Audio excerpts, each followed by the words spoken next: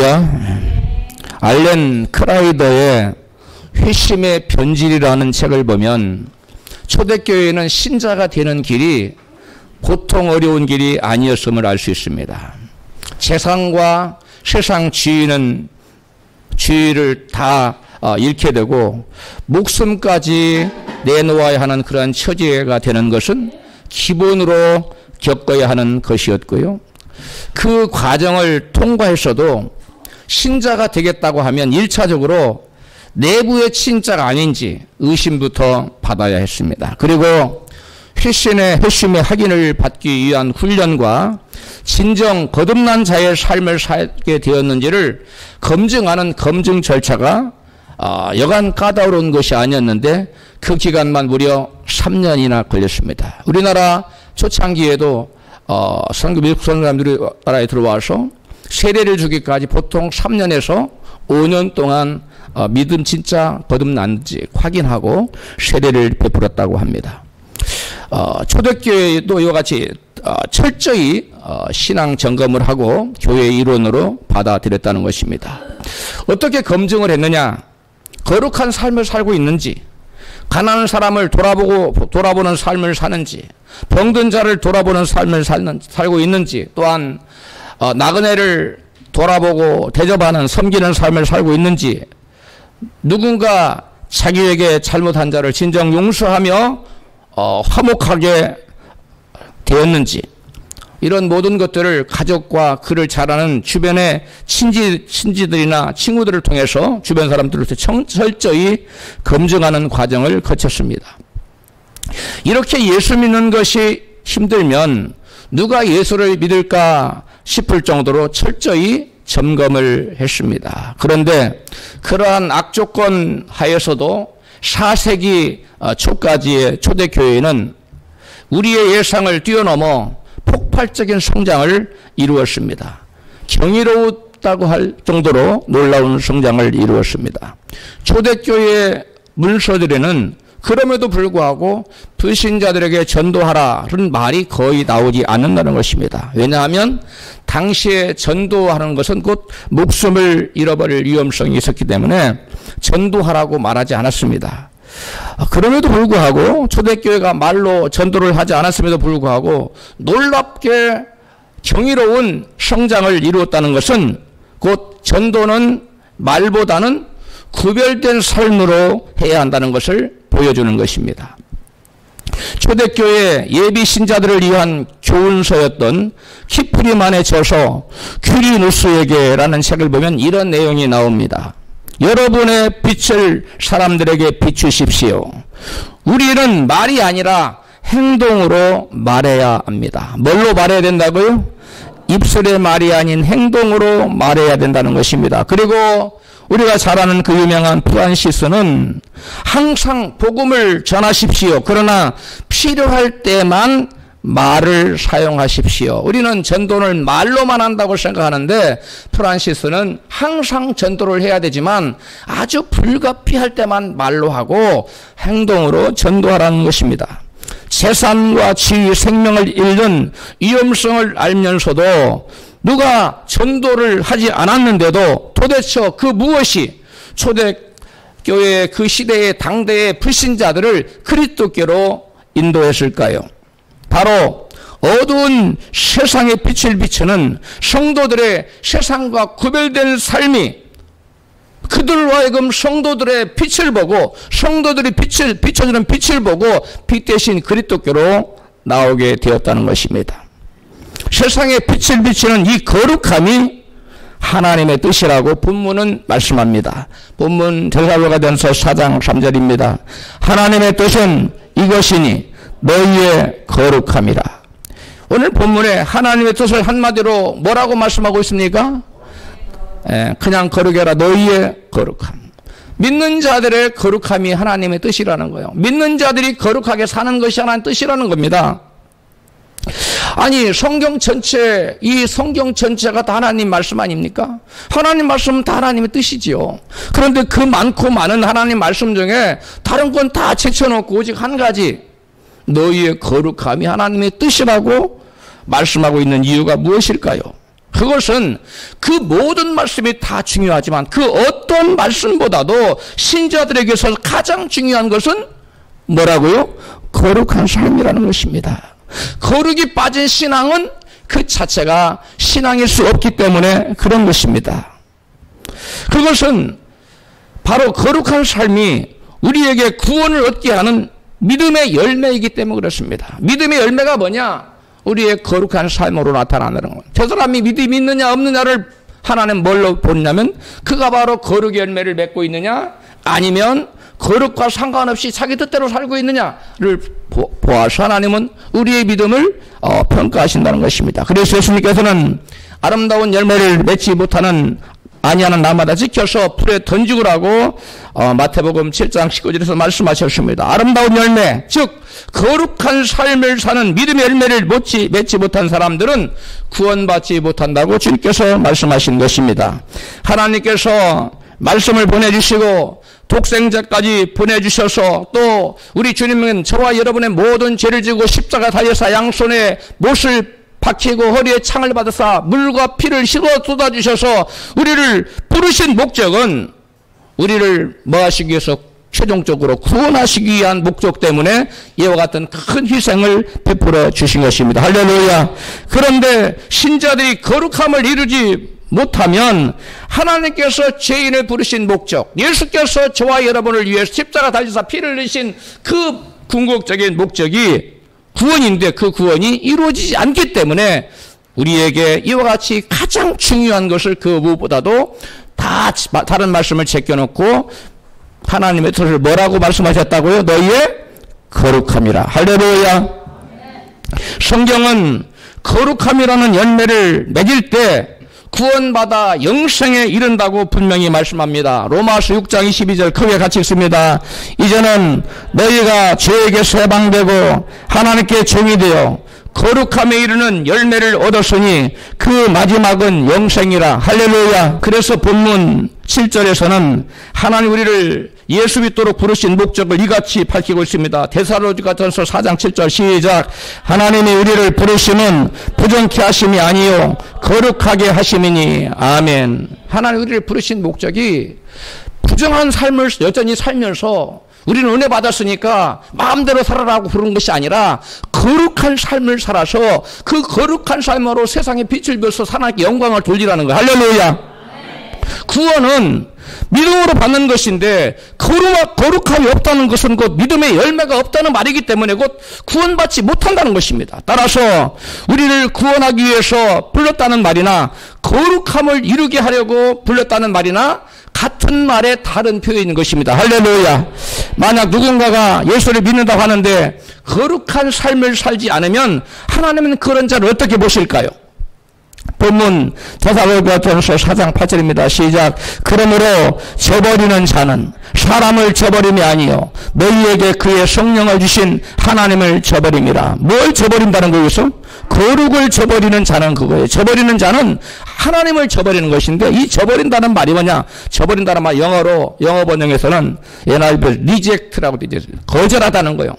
하나님의 거룩하라는 그 교훈을 거절하는 사람. 거룩하게 살아라는 하나님의 그 교훈을 무시해버리는 사람. 그런 사람은 어떤 사람이냐? 이런 사람은 결코 하나님을 믿는다고 말할 수가 없는 사람이에요. 하나님을 떠난 사람입니다. 거룩을 버리는 사람, 즉 하나님을 거절하고 버리는 사람이 구원받을 수 있을까요? 히브리서 12장 14절에 이같이 말씀합니다. 같이 모든 사람으로 더불어 화평함과 거룩함을 쫓으라. 이것이 없이는 아무것도 주를 보지 못하리라. 이것이 없이는 아무것도 주를 보지 못한대요. 그래서 이것이 있어야 될 거 아니에요. 그러면 이것이 무엇인가? 이것이 없이는 우리나라 지시대명사를 썼는데 이 지시대명사 이 디스가 무엇을 의미하는 거냐? 홀리네스를 얘기해요. without holiness. 영어 NIV 성경에서는 without holiness라고 분명히 써져 있어요. 거룩함이 없이는 아무도 뭘 보지 못한다? 주님을 못 본다는 거예요. 환상이나 꿈을 통해 주님을 못 본다는 얘기가 아니라 영원히 주님을 볼 수 없다. 즉 구원받지도 못하고 천국에 가지 못한, 천국 가면 우리가 다 주님 볼 줄 믿습니다. 그런데 여러분 거룩함이 없이는 천국에 못 가요. 그러니까 천국의 주인 대신 주님을 만나볼 수가 없는 겁니다. 할렐루야. 그래서 따라서 말씀에 동의하는 믿음으로 우리가 구원받는 것이 아니라 거룩의 열매를 맺는 믿음으로 구원받는다는 것을 우리가 알 수 있어요. 그렇다면 우리 믿는 자들이 거룩이라는 그러한 열매를 반드시 맺어야 할 텐데 과연 거룩이란 무엇일까요? 과연 거룩이란 무엇일까? 오늘 본문은 7절에서 그 거룩을 이같이 부연 설명하고 있습니다. 같이 시작. 하나님이 우리를 부르심은 부정케 하심이 아니요 거룩하게 하심이니 곧 음란을 버리고 각각 거룩함과 존귀함으로 자기 안에 취할 줄을 알고 하나님을 모르는 이방인과 같이 세욕을 쫓지 말고. 아멘. 오늘 본문에서 바울은 거룩을 여러 가지로 부연 설명을 했어요. 처음에 거룩하게 하심이니 그리고 곧 뭐하고? 음란을 버리고 그 다음에 존귀함으로 자기 안에 취할 줄을 알고, 이게 거룩함이라는 거예요. 그 다음에 이방인과 같이 세욕을 쫓지 말고, 이게 다 거룩이라는 거예요. 할렐루야.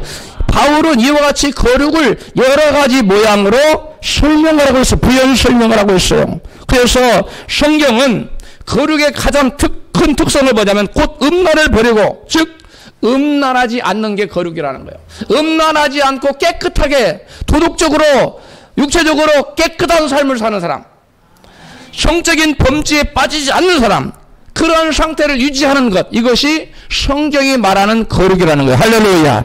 물론 거룩이라는 범위는 굉장히 넓습니다. 광범위합니다. 말씀을 지키고 말씀을 범하지 않는 모든 삶을 거룩이라고 말할 수 있어요.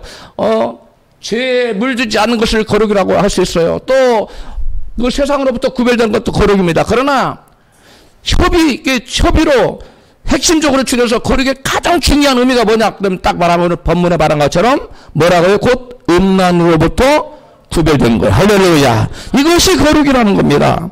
바울뿐만 아니라 히브리서 기자도 거룩함을 은행과 멀리하는 것으로 설명하고 있어요. 히브리서 12장 14절입니다. 시작. 모든 사람으로 더불어 화평함과 거룩함을 쫓으라. 이것이 없이는 아무도 주를 보지 못하리라. 15절. 너희는 돌아보아 하나님의 은혜에 이르지 못하는 자가 있는가 두려워하고 또 쓴뿌리가 나서 괴롭게 하고 많은 사람이 이로 말미암아 더러움을 입을까 두려워하고 은행하는 자와 혹 한 그릇 식물을 위하여 장자의 명분을 판 에서와 같이 망령된 자가 있을까 두려워하라. 아멘. 여기 보니까 히브리서 기자는 뭐가 없이는 구원을 받을 수 없다, 거룩함이 없이는 구원을 받을 수 없다고 딱 말씀한 다음에 그 다음 절에 뭐라고 하냐면 너희가 그 구원에 이르는 은혜에 이르지 못하는 자가 있을까 또 두려워하라고 그래요. 처음에는 음행죄에 빠져서 주를 보지 못하는 자가 있을까 두려워하라고 하고, 그 은혜를 받아서 하나님 은혜를 입어야 구원을 받는데 그 구원받게 하는 은혜에서 떨어질까 두려워하라고 말해요. 그 다음에 16절에 뭐라고 하냐면 음행하는 자가 있을까 두려워하라는 거예요. 그 왜 그러느냐? 음행하는 자는 곧 뭘 잃어버린 자요? 거룩을 잃으면 무슨 열매가 없는 거예요? 믿음의 열매. 그런 자는 뭘 받지 못해요? 구원을 받지 못해요. 그래서 구원을 놓쳐버리기 때문에 음행하는 자가 있을까 두려워하라는 거예요. 그 다음에 또 한 그릇 식물을 팥죽한 것 때문에 장자의 명분을, 즉 믿음을 팔아버린 누구처럼? 에서처럼 망령된 자가 있을까 두려워하라고 말하고 있어요. 이게 다 뭘 말하는 거냐? 전부 다 구원을 잃어버리는 죄들을 갖다가 얘기하는 거예요. 할렐루야. 그래서 우리가 두려워할 것이 두 가지인데, 하나는 거룩함을 앗아가는 음행입니다. 무엇을 빼앗아가는? 거룩함을 빼앗아가는 음행을 두려워하라는 거예요. 하나는. 또 하나는 믿음을 팔아먹는 망령. 그 믿음을 팔아먹을까 두려워하라는 거예요. 할렐루야.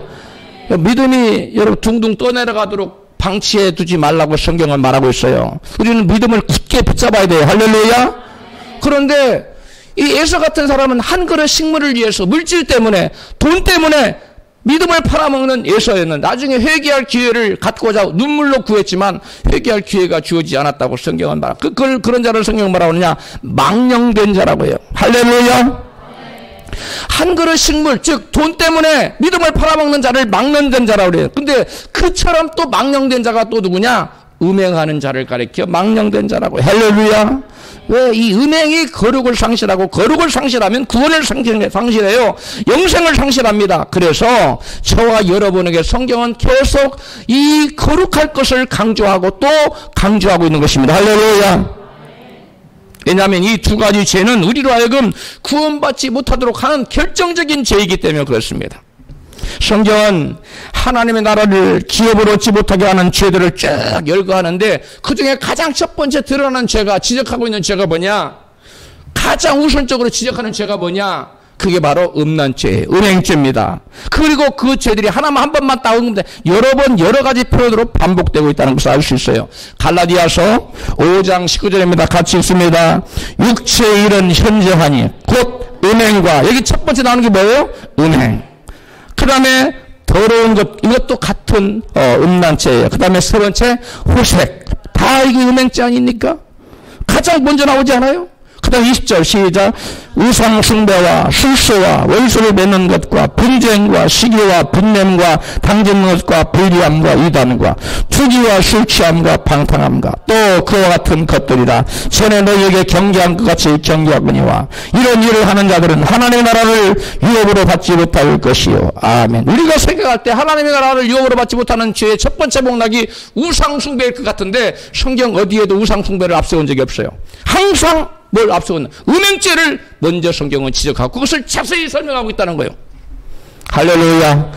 왜냐? 이 음행죄는 우리로 하여금 거룩을 빼앗아가 버려서 우리의 믿음을 송두리째 뺏어가 버리고 하나님과 우리를 단절시켜 버리기 때문에 구원을 잃게 만들고 영생을 잃고 만들고 하나님의 자녀에게서 떨어져 나가는 그런 죄를 지켜하는 것이 바로 음행죄이기 때문에 그런 것입니다. 할렐루야. 하나님 나라를 위협으로 받지 못하게 하는 불의한 죄의 목록에서 첫 번째가 바로 이 음행죄라는 것은 우리에게 놀라운 것을 여러분 시사하고 있습니다. 그런데 음행죄 해놓고 그 다음에 또 더러운 것, 이게 바로 음행죄예요. 같은 음행죄예요. 그 다음에 조금 이따가 이 더러운 것에 대해 선자가 다시 설명합니다. 호색, 이것도 음행죄예요. 이걸 계속해서 반복돼. 이런 것에서 떠나라는 거예요. 이런 죄를 지는 자들은 하나님 나라를 유업으로 받지 못한다는 겁니다. 할렐루야. 그뿐만 아니라 고린도전서 6장에서도 하나님 나라를 받지 못하게 하는 죄 중에 첫 번째가 바로 음행으로 가장 많이 나와요. 같이 읽습니다. 시작. 불의한 자가 하나님 나라를 유업으로 받지 못할 줄을 알지 못하느냐.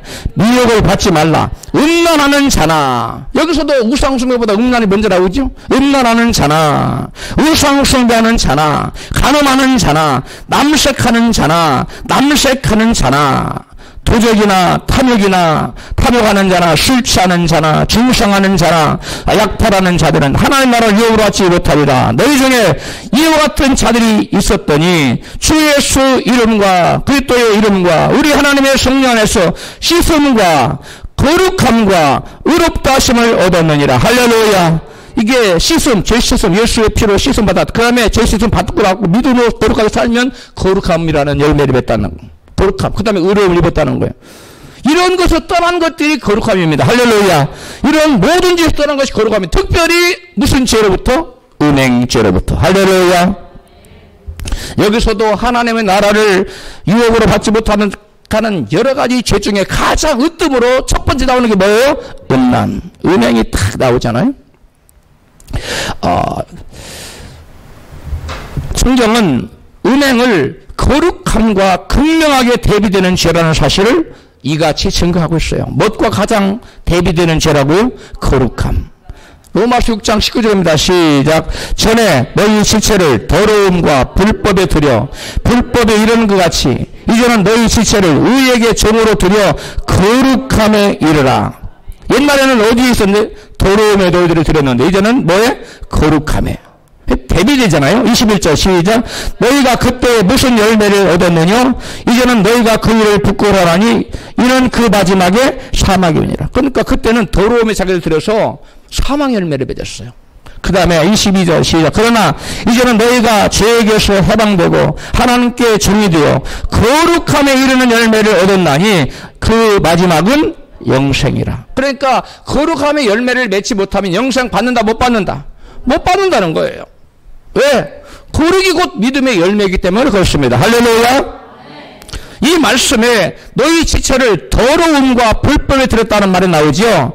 여기에 더러움이라는 단어의 그 원어는 아카다르시아, 아카시아가 아니라 아카시아하고 좀 다른 거예요. 아카다르시아. 뭐라고요? 네, 아카시아하고 좀 달라요. 아카다르시아. 이 단어는 아카다르시아라는 단어는 더러움이라는 단어는 이 도덕적으로 육체적인 불결을 의미하는 거예요. 즉 성적인 범죄를 말하는 거예요. 성적으로 타락하여 음탕하고 방탕한 삶을 살아가는 사람을 저 더러운 놈이라고 아카다르시아네 저 사람 이렇게 표현했다는 거예요. 아카다르시아. 네. 무슨 말입니까? 너희가 전에는 아카다르시아의 죄, 즉 음란이라는 더러운 죄를 열매를 맺고 결국은 사망에 이르렀었는데 이제는 죄에서 구원받아 하나님의 종이 되어 거룩함에 이르는 열매를 맺어서 결국 영생을 얻게 될 것이라는 거예요. 할렐루야. 거룩의 열매를 맺어야 구원받는데 거룩을 이루게 하는 죄가 바로 자신의 육체로 더러운 음란죄를 짓는 것입니다. 뿐만 아니라 창세기에 이 12장에서부터 50장에 보면 족장사가 나와요. 족장. 아브라함, 이삭, 야곱, 요셉을 족장이라고 그래요. 이 족장사가 나오는데 거기 보면 하나님의 백성이 세상 사람들과 가장 구별되는 큰 특징을 그 많은 장 속에서 아주 핵심적인 주제가 뭐냐? 하나님의 백성의 거룩함이에요. 세상 사람들과 구별되는 특징을 보여주고 있어요. 거기에서 여러분 창세기 1장에서 11장은 창조를 우리에게 보여주고 있어요. 창조를. 그 다음에 출애굽기에서 신명기까지 나머지 모세오경 4권은 계시와 구원을 우리에게 말해줍니다. 그럼 그 사이에 창세기 12장부터 50장까지 무엇을 말하냐면 바로 족장들의 삶을 통해서 세상 사람들의 삶과 확연히 구별된 차이점이 뭐냐? 그것을 우리에게 보여주고자 한다는 것입니다. 유일신 사상을 지닌 이스라엘 족장들과 당시의 세상 사람들을 구별짓는 가장 확실한 차이점이 거기에 반복적으로 드러나 있습니다.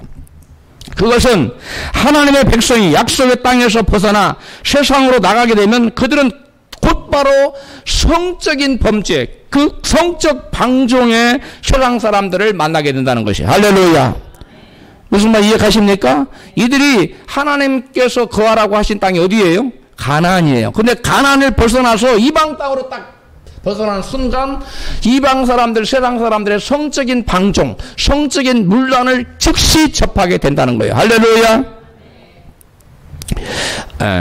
먼저 아브라함을 보세요. 아브라함의 기근이 왔을 때 먼저 어디로 내려갑니까? 한 번은 애굽으로 내려가고요. 그 다음에 블레셋의 그랄 땅으로 내려갑니다. 두 번에 걸쳐서 자기의 삶의 거주지를 이주해만 했는데, 그런데 애굽에 가서는 누구에게 부인을 뺏기죠? 바울왕에게. 그 다음에 그랄에 가서는 그랄왕 누구에게? 아비멜렉에게 아브라함의 아내 사라를 뺏겼어요.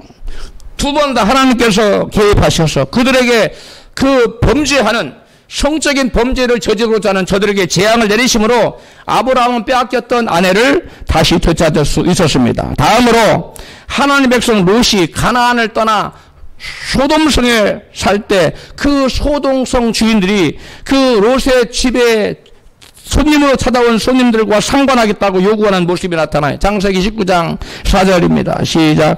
그들의 늦기 전에 그 성 사람 곧 소돔 백성들이 물은 노수하고 사방에서 다 모여 그 집을 에워싸고 롯을 부르고 그에게 이르되 이 저녁에 내게 올 사람이 어디 있느냐 이끌어내라. 우리가 그들을 상관하리라. 우리가 지금 이게 동성애나 연애를 하겠다는 거예요. 자, 영어 성경에는 호모섹슈얼이라고 분명히 나와 있어요. 하나님께서는 그들에게 유황과 불을 비같이 내려서 그들을 심판해서 역사의 흔적에서 사라져버렸어요. 소돔과 고모라가. 다음은 야곱이 가나안으로 가겠다고 약속해놓고 소원해놓고 가나안은 돌아오지 않았어요.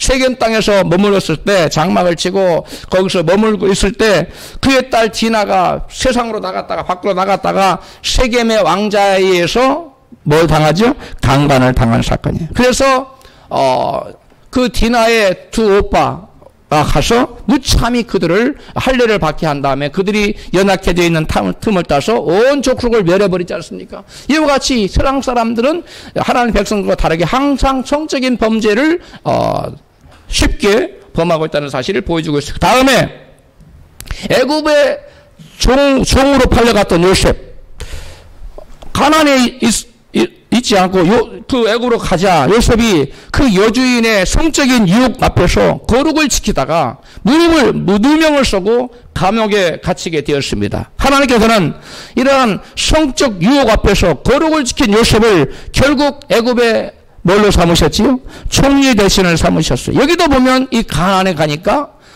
하나님의 백성 아닌 세상 백성은 성적인 범죄가 그냥 드러나잖아요. 그런데 그와 대비되게 요셉은, 하나님 백성인 요셉은 거룩을 지켰다는 거예요. 대비된 모습을 성경은 계속 족장들의 삶을 통해서 보여주고 있다는 거예요. 즉 창세기 12장에서 50장까지는 하나님의 백성들과 주변의 세상 사람들 사이에 나타나는 하나의 극명한 대비를 보여주고 있는데, 하나님 백성의 거룩함과 또 세상 사람들의 음란하고 더러운 것을 극명하게 보여주고 있다는 것입니다. 하나님 백성과 이방인들의 극명한 차이점은 창세기에서 12장에서 50장까지 우상 숭배를 묘사하고 있지 않고 무엇을 묘사해주고 있느냐? 하나님 백성들의 거룩함과 세상 백성들의 문란하고 성적인 범죄에 관해서 극명하게 대조해서 보여주고 있다는 것입니다. 할렐루야. 즉 이 창세기 12장에서 50장까지의 족장들의 삶을 통해서 성경 기자는, 즉 모세는 우리에게 성령으로 말미암아 감동으로 쓰여진 말씀하는데 무엇을 말하느냐? 하나님의 백성들은 세상 사람들처럼 물러나지 않고 음행죄를 짓지 않고 거룩하게 살아야 된다는 거예요. 할렐루야. 토라에 의하면 이 성관계는 혼인 안에서만, 결혼 안에서만 허락되는 것이며, 성경은 하나님과 인간과의 언약을 표현할 때 인간의 남녀 간의 결혼으로 비유하고 있어요. 항상 그런 메타포를 사용합니다. 혼인 언약이란 두 사람이 상대의 인격을 존중하며 사랑으로 미래 운명을 함께 계획하는 상호간의 계약입니다. 그래서 선지자들이 하나님과 인간 사이의 언약적 관계를 언급할 때 항상 인간의 혼인 관계를 그 메타포로 사용하고 있어요. 우리 인간의 혼인 관계, 아내와 남편, 남편과 아내와의 관계로 우리 인간과 하나님의 관계를 비유적으로 묘사했다는 거예요. 할렐루야. 즉 하나님과 우리 인간의 관계를, 우리 인간에 있어서 가장 중요한 관계인 남편과 아내와 관계로, 또 아내와 남편의 관계로 하나님과 우리 인간들의, 하나님 백성들의 관계를 묘사하고 있다는 것입니다. 할렐루야. 창세기 12장에서 50장은 인간은 하나님께 대하여 신실해야 된다는 것을 강조하고 있습니다. 마찬가지로 또 인간의 배우자 상호간에도 마찬가지로 신실해야 된다는 것을 우리에게 강조하고 있는 거예요. 그리고 하나님과 우리 사이와 우리와 우리의 배우자들 사이에 신실함이란 뭐냐? faithfulness. 즉 이것을 믿음이라고 번역하는데, 믿음이라고 번역하기도 하고 신실함이라고도 번역하는데, 이것은 사랑과 충성심과 정욕의 할례를 의미하는 거예요. 이게 정욕의 할례가 뭐냐? 이게 거룩이에요. 할렐루야. 그래서 배우자 간의 신실함이라는 것은 이 거룩함이 있어야 돼요. 즉 육체적으로 음란하지 말아야 된다는 것입니다. 육체적으로 뿐만 아니라 마음으로도 음란하지 말아야 돼요. 예수님은 여자를 보고 음욕을 품는 자마다 이미 뭐하였다고 했어요? 이미 간음했다고 했어요. 그래서 남편이나 아내를 둔 자들은 자기 남편이나 아내 외에 다른 사람을 보고 유부남이나 유부녀를 보고 이 깨끗하지 못한 더러운 마음을 품어서는 된다, 안 된다? 안 된다는 것입니다. 할렐루야.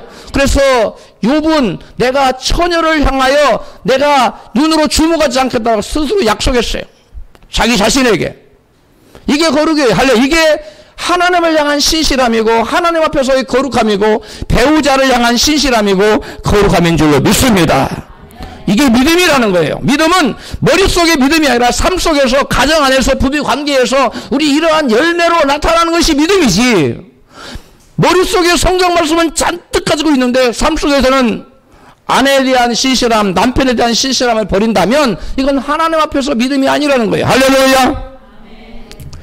또 우리가 이웃과의 모든 거래에서도 이 정직함이라는 신실함이 있어야 돼. 이것이 바로 거룩함이고 이것이 하나님 앞에서 우리의 신실함이고 믿음이라는 것입니다. 할렐루야. 바로 창세기 12장 12장에 50장 교훈하는 바는 음란한 세상 사람들과 다르게 하나님의 백성은 성적으로 거룩한 특징을 갖는다는 것입니다. 신자들의 성적인 거룩함은 하나님 백성들이 보여야 되는 신실함은 물론이고 하나님에 대한 신실함을 나타내는 중요한 특성입니다. 그래서 이러한 성적인 거룩함을 상실한다는 것은 곧 하나님에 대한 신실함을 저버리는 거예요. 하나님의 신실함을 상실하는 것이기 때문에 하나님으로부터 준엄한 심판을 받게 되는 것입니다. 성경은 그래서 성적인 거룩함을 상실하고 음행죄를 짓는 개인이나 공동체에게 무서운 심판을 내리는 것을 성경은 우리에게 보여주고 있습니다. 성경은 공동체적으로 음행죄를 지어 하나님 무서운 심판을 초래하는 사례들을 증거하고 있습니다. 먼저 공동체적으로 음란죄를 지어 멸망당한 가장 대표적인 예가 아까도 나왔죠. 뭐지죠? 소돔과 고모라의 예입니다. 창세기 19장 4절 그들의 눕기 전에 그 성 사람 곧 소돔 백성들이 물은 노수하고 사방에서 다 모여 그 집을 에워싸고 롯을 부르고 그에게 이르되 이 저녁에 내게 올 사람이 어디 있느냐 이끌어내라 우리가 그들을 상관하리라. 소돔성 사람들이 늙은이나 젊은이를 막론하고 손님으로 들어온 남자들과 동생연애를 하겠다고 막 몰려와서 아우성을 쳤다는 것입니다. 음란죄에 물들었던 온 성 사람들이 이와 같이 롯의 가정에 와서 이렇게 손님을 끌어내라고 막 외쳤는데 그들은 롯의 가정을 제외하고 무서운 유황불로 심판을 받아서 역사에서 사라지고 말았습니다. 다음은 민수기 25장에 이스라엘 백성들이 모압 여인들과 음행죄를 지었다가 심판당한 경우를 성경은 소개합니다. 민수기 25장 1절입니다. 이스라엘이 시딤에 머물러 있더니 그 백성이 모압 여자들과 음행하기를 시작하니라. 그 여자들이 그 신들에게 제사할 때 백성을 청하매 백성이 먹고 그들의 신들에게 절함으로 이스라엘이 바알볼에게 부속된지라. 여호와께서 이스라엘에게 진노하시니라. 9절 그 연봉으로 죽은 자가 24,000명이었더라. 아멘. 이 모압 여인들이 이스라엘 백성들을 그 모압 그 바알신에게 제사 드리는 그 제사자리에 초청을 했어요. 그래서 같이 제사를 드렸는데 이 모압 백성들이 드리는 이 제사는 바알 제사장이 드리는 제사는 뭐냐? 바로 그 풍요의 신 바알에게 그 신전에 안에 누가 있으면 거룩한 그들이 말하는 거룩한 창 구별된 창녀들이 있었어요. 그래서 제사 드리러 온 모든 남자들과 성관계를 가는 것이 제사 의식 중에 하나였어요. 바로 그래서 이스라엘 백성들이 거기 가서 제사 의식에 동참했다가 그게 바로 바알신에게 절하는 것이었는데 하나님이 그들을 뭘로 쳤어요? 전염병으로 쳤습니다. 이 시대에 지금 전염병이 온 세상에 지금 만연하고 있잖아요. 이게 바로 하나님의 심판 중에 하나일 수 있어요. 응? 그래서 그 전염병으로 죽은 자가 얼마였다고요? 24,000명. 어마어마한 숫자지요. 다음은 한 레위인이 첩을 취하였는데 그 첩이 행음하고 음행하고 그 남편을 떠나갔어요. 그러자 그 남편이 그 첩을 데리러 갔다가 돌아오는 길에 일어난 사건을 성경은 우리에게 가르쳐주고 있습니다. 도망친 첩을 데리러 갔다가 돌아오는 길에 베냐민 땅 기브아라는 곳 한 집에서 유숙하는데 그곳 사람들이 저녁에 또 소돔과 고모라처럼 몰려와서 그 사람을 우리에게 이끌어내라고 이같이 외칩니다. 사사기 19장 22절입니다. 시작. 그 성읍의 비류들이 그 집을 에워싸고 문을 두들기며 가로되 내 집에 들어온 사람을 끌어내라. 우리가 그를 상관하리라. 그 사람이 자기 첩을 무리에게로 붙들어내매 그들이 그에게 행음하여 밤새도록 욕보이다가 새벽 미명에 넣은지라. 아멘. 여기 보니까 여러 가지 성범죄가 여기 지금 다 드러납니다. 가장 큰 첫 번째가 어떤 성범죄다. 레위인뿐만 아니라 이스라엘 백성들은 여러분 첩을 취하면 안 돼요. 근데 특별히 레위인은 구별된 제사장이에요. 제사장 구별이에요. 그런데 그들이 레위인이 뭘 지금 취했어요?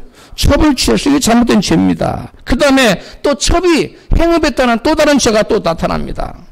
이렇게 이스라엘이 그 당시 얼마나 성적으로 타락했다는 것을 보여주고 있어요. 첩을 두면 안 되는 내인이 첩을 두는 죄를 인해서 그 아내가 죽임을 당하는 그러한 심판을 받았고요. 그 다음에 그 첩도 그 행음죄로 인하여 밤새도록 그 모욕을 당하다가 욕을 당하다가 죽고 마는 그러한 심판을 받아 죽고 맙니다. 그래서 그 첩이 죽자 그 첩을 자기 집으로 말에 태워와서 낙인가 모르겠네. 자우지간 태우고 와서 12도막을 내서 이스라엘 12지파에 나눠 보냈어요. 그랬더니 이스라엘 12지파가 모였어요. 모여서 어떻게 하면 좋겠느냐? 당장에 그를 징벌해야 된다. 이스라엘의 거룩한 하나님의 택한 백성 이렇게 물러난 일이 있어서는 안 되고 더더구나 살인죄를 져서는 안 된다고 말하고 있어요. 그래서 베냐민에게 갔습니다. 연합군이 11지파가 모여서 베냐민한테 가서 그 나쁜 아이들을 음행죄를 지은 애들을 끌어내라. 그러니까 베냐민이 그렇습니까? 끌어내겠어. 그러면 얼마나 좋아요. 그런데 그렇지 않고 우리는 절대로 그런 사람을 끌어낼 수 없다 라고 반항합니다. 그래서 이 베냐민 지파 사람들이 이스라엘의 모든 지파 사람들과 전쟁을 치러요.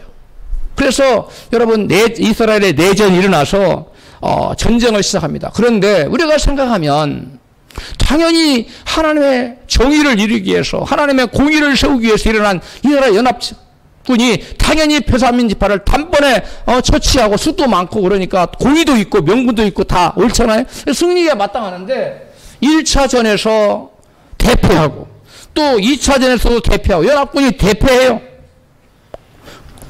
베냐민이 이겨요. 1차전에서 연합군이 22,000명이 죽어나갑니다. 또 2차전에서 18,000명의 전사들이 죽어나갑니다. 왜 이런 예상 밖의 결과가 나왔을까요? 베냐민뿐만 아니라 이스라엘 나머지 지파 이스라엘 전역에 만연한 성적인 범죄를 하나님이 지금 뭐 하시고 계세요? 심판하시고 정화하고 있다는 거예요. 할렐루야. 그러니까 지금 성경이 드러나게 한 베냐민의 그 성적인 범죄만 드러났지만 하나님은 모든 이스라엘 지파에 지금 펼쳐져 있는 만연한 성적인 범죄를 보고 계신 거예요. 그래서 이스라엘의 내전이 일어나도록 허락하시고 이 내전을 통해서 1차전과 2차전을 통해서 그러한 그 성적인 범죄에 대해서 하나님이 이 청소를 하신 거예요. 심판하신 겁니다. 할렐루야. 이 성적인 범죄에 대해서 하나님 얼마나 예민하시고 하나님 얼마나 철저하신가를 보여주는 대목입니다. 이스라엘 11지파의 성적 타락의 죄를 먼저 심판하시고 나자 그 다음에 3차전 내전에서 11지파 연합군이 비로소 베냐민을 심판하게 됩니다.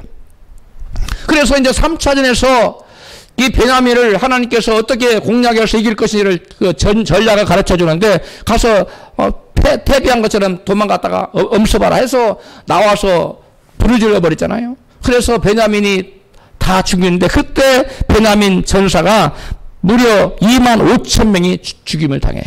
그리고 600명이 간신히 나귀를 타고 도망쳐요.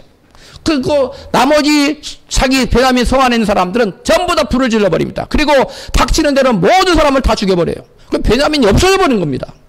오직 몇 명만 남았어요? 600명. 이들을 위해서 이스라엘 민족 중에 그 누구도 그들에게 따라주는 자는 저주를 받을 자다. 아무도 따라줄 수가 없어. 그래서 그 목욕하러 온 사람들 또 뭐 이렇게 해가지고 아내를 얻게 해서 베냐민 지파를 다시 살려내는 그러한 사사기 역사가 나옵니다.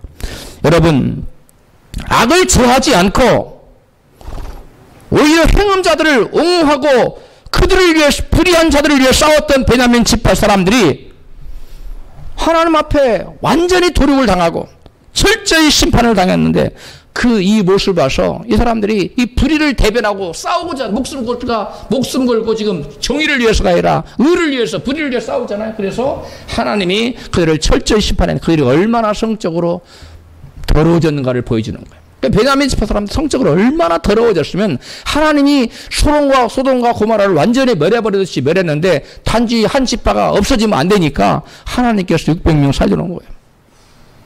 그만큼 성적으로 문란했다는 거예요.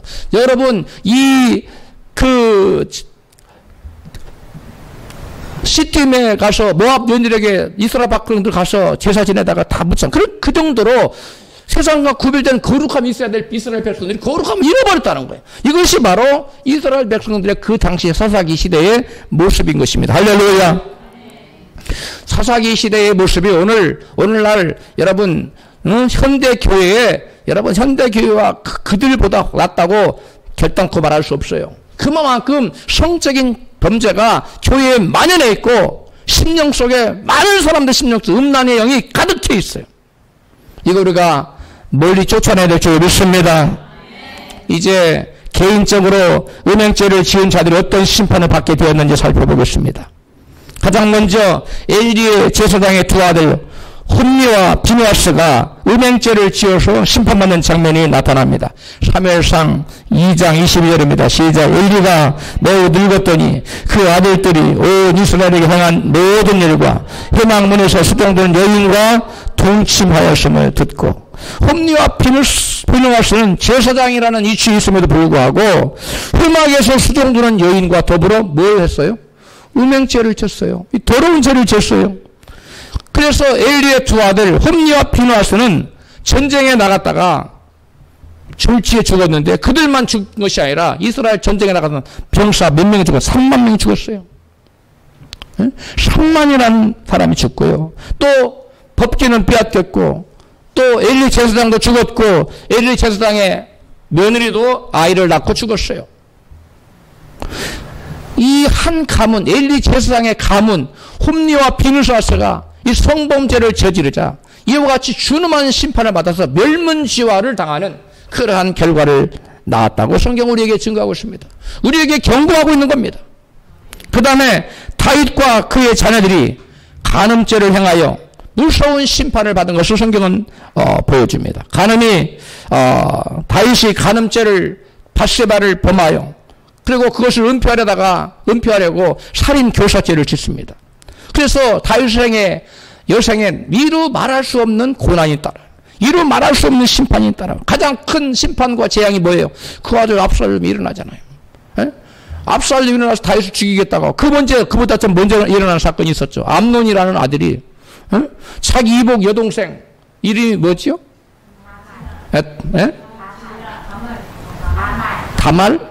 다말이라는 그 이복 여동생을 간음하잖아요.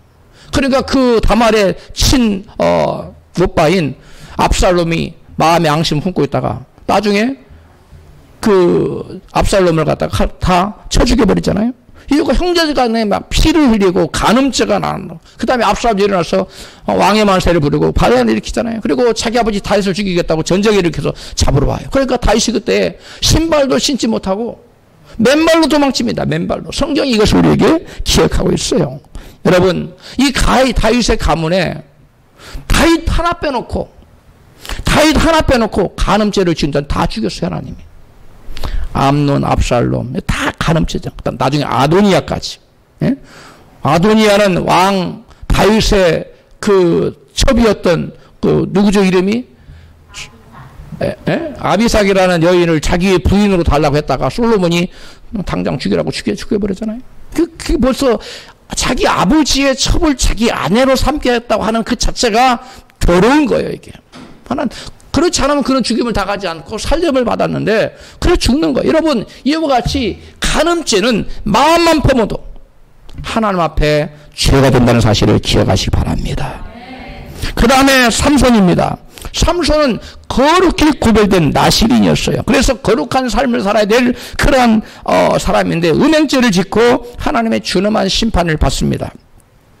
사무엘상 16장 1절입니다. 시작. 삼손이 가사에 가서 거기서 한 기생을 보고 그에게로 들어갔더니, 여기 기생이라는 단어가 히브리 원어로 자나라는 단어예요. 자나. 이 자나라는 단어는 불의한 성관계를 맺는 창녀를 지칭할 때 쓰는 말이에요. 그러니까 창녀에게 들어간 거예요. 우리나라 말로 고상하게, 기생이 고상하지 않지만은 좌우지간 창녀보다는 좀 더 고상한데 기생이라고 표현을 했는데, 새변역이나 이런 데는 다 창녀라고 표현하고 있어요. 성경은 놀랍게도 삼손이 창녀와 관계를 맺는 그런 음행죄를 짓고 나서 그 삼손을 파멸로 이끄는 들릴라라는 여인과 잘못된 관계를 잘못된 만남을 갖게 됐다고 증거하고 있어요. 놀랍습니다. 자, 사무엘상 16장 1절에서 삼손이 기생에게 창녀에게 들어갔다는 것을 사실을 기술한 다음에 4절에서 시작. 이후에 삼손이 솔의 골짜기에 들릴라라 이름하는 여인을 사랑하며. 즉 음행죄를 짓고 난 다음에 잘못된 여인을 만나요. 바로 들릴라를 만나게 된 원인을 성경은 바로 삼손이 누구에게 들어갔다? 창녀에게 들어갔다라고 얘기를 하고 있습니다. 삼손은 들릴라와의 잘못된 만남으로 그 들릴라의 거짓된 사랑에 속아서 그의 일생이 파국으로 치닫는 두 놈이 뽑히잖아요. 그 다음 그들의 블레 사람들의 노리개가 됐잖아요. 이와 같이 처참한, 그래서 나중에 기둥뿌리를 쓰러뜨리고 그들을 다 죽이고 같이 죽는 그런 비참한 최후를 맞는 사람이 바로 삼손입니다. 왜 그랬어요? 바로 거룩하게 살아야 될 나실인이 거룩한 삶을 살지 못하잖아. 저와 여러분도 나실인입니다. 할렐루야. 나실인이란 뭐냐? 세상과 구별되는 삶을 살아야 되는 사람이 나실인이에요. 그렇기 때문에 저와 여러분은 삼손처럼 세상 사람들과 섞이는 그런 삶을 살아면 안 돼요. 세상 사람들과 구별될 삶을 살아가는 저와 여러분 되시기를 축원합니다. 아무도 거룩함이 없이는 주를 보지 못하리라고 성경은 말씀합니다. 음행죄를 지어 거룩함을 상실하면 무서운 심판을 받습니다. 우선 거룩함의 열매를 맺기 위해서는 우리가 하나님을 가까이 해야 됩니다. 내 주를 가까이, 할렐루야. 하나님을 가까이 하여 은혜를 입어야 돼요. 은혜 아니면 우리가 살 수 없습니다. 은혜가 아니잖아요. 은혜가 없잖아요. 은혜가 아니면 우리가 죄를 이길 수 없어요. 음행죄의 유혹을 이길 수 없어요. 은혜 가운데 머물러 있어야 될 줄로 믿습니다. 그러려면 예배를 가까이 하고 그다음 말씀을 가까이 하고 기도를 열심히 해서 성령 충만을 유지해야 돼요. 할렐루야. 다음으로 음란한 세상을 멀리해야 됩니다. 목사는 음란한 세상이 따로 있습니까? 예. 음란한 세상, 이 세상은 다 음란해요. 그런데 특별히 음란한 곳이 따로 있습니다. 바로 음행죄는 육체적으로도 범하는 것이지만 그 전에 먼저 음행죄는 마음으로 져요. 마음으로. 마음에 음란한 영이 들어와야 음행죄가 되는 거예요. 근데 그 마음의 음행죄는 음란한 영은 뭘로 통해 들어오냐? 따라합시다. 음란한 매체를 통해 들어옵니다. 이게 굉장히 중요합니다. 이 시대는 이 여러 가지 매체들이 있잖아요. TV 매체, 또 동영상, 여러 가지가 있는데, TV에 음란한 드라마, 요즘 동성연애를 저기하는, 미워하는 드라마, 그러니까 불륜을 미워하는 드라마, 온갖 더러운 그 드라마 내용들이 저는 요즘 뭐가 뜨는지 도대체 안 보니까 모르지만, 여러분 이런 거 멀리 하십시오. 저러면 안 되는데 저러면 안 된다 하면서도 자기 안에는 더러운 영이 들어와 버려요. 그걸 보면서 저러면 안 되는데 하면서 자기의 더러운 영. 그게 영이에요. 네? 여러분이 그걸 보면서 사탄아 물러가라 아무리 해도 들어와요. 그러니까 어떻게 해야 돼요? 안 봐야 됩니다. 할렐루야. 아멘. 크게 하세요. 음란한 동영상 보지 마세요. 음란한 또 동영상 그 유튜브에 뜨는 음란한 소설들 보지 마십시오. 온갖 더러운 게 막 굴러다녀요. 이게 성도들을 망가뜨리고 있습니다. 이런 것들을 보면 하나님과 멀어져요. 우리 권전사님 요즘 성경 읽느라고 TV 볼 시간이 없다고 그러는데 여러분 그래야 됩니다. 할렐루야. 예배드리고 기도하고 말씀 읽느라고 여러분 그런 걸 도무지 볼 시간이 없어야 돼요. 할렐루야. 맨날 뉴스나 보고 있고 맨날 드라마나 보고 있고 맨날 그 유튜브 동영상 보고 있으면 언제 말씀 있고 언제 기도하고 언제 찬양하고 언제 예배드립니까? 물질 세계에만 영적인 삼투압이 원리가 적용되는 것이 아니라 영적인 삼투압, 물질적인 삼투압 뭔지 아시지요? 다? 차가운 물과 뜨거운 물을 딱 넣어놓으면 금방 섞이잖아요. 왔다 갔다 하면서 차가운 물은 뜨거운 물하고 뜨거운 물을 이렇게 다 섞여가지고 이게 다 미지근한 물로 바뀌어요. 마찬가지입니다. 우리가 아무리 뜨거워도 얼음장 같은 사람하고 같이 계속 있어 보세요. 그러면 나중에 미지근하겠다. 나도 믿음이. 그러니까 여러분 뜨거운 사람과 같이 있어야 돼. 할렐루야. 그러니까 TV 드라마 얼마나 차가워요. 거기에. 여러분 거기 무슨 믿음이 있어요. 믿음은 뜨겁습니다. 할렐루야. 여러분, 믿음은 생명이기 때문에 뜨거워요.